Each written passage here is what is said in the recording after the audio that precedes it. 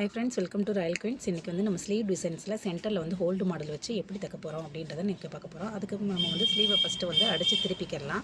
திருப்பி இந்த மாதிரி வந்து அழகாக வந்து லைனிங்கை பதிச்சு இந்த மாதிரி பண்ணிக்கோங்க. அடுத்து வந்து சென்டரில் வந்து ஹோல் இருக்குது. அந்த ஹோல்டரை சுற்றி ஒரு 2 தடவை ஸ்டிச் பண்ணிக்கோங்க, எந்த ஒரு பிசரும் வராமல் இருக்கிறதுக்கு. இப்போ அதை நம்ம கட் பண்ணி விட்டுலாம். மேலே வந்து ஒரு லைனிங் பீஸ் வச்சு நீங்கள் இந்த மாதிரி வந்து அந்த ஹோல்டை வந்து அழகாக மறைச்சி ஒரு 1/4 இன்ச்சஸ் டிஸ்டன்ஸில் வந்து இந்த மாதிரி தைச்சிக்கோங்க.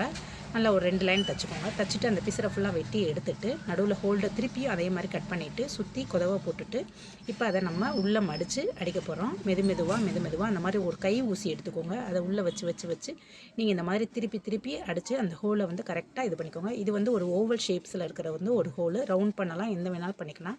நெக்ஸ்ட்டு வந்து பார்த்திங்கன்னா நம்ம பேக்கில் நாட் போடுற ரோப் இருக்கும், கோல்டன் ரோப்பு. அதை வந்து உள்ளே கூடி நம்ம குட்டி குட்டியாக மடித்து ஒரு 1 இன்ச்சஸில் வச்சு இந்த மாதிரி அடிச்சுக்கிடுவோம். அதுக்கு மேலே பார்த்திங்க அப்படின்னா ஒரு 1/2 இன்ச்சு லேசஸ், அதாவது 1/2 இன்ச்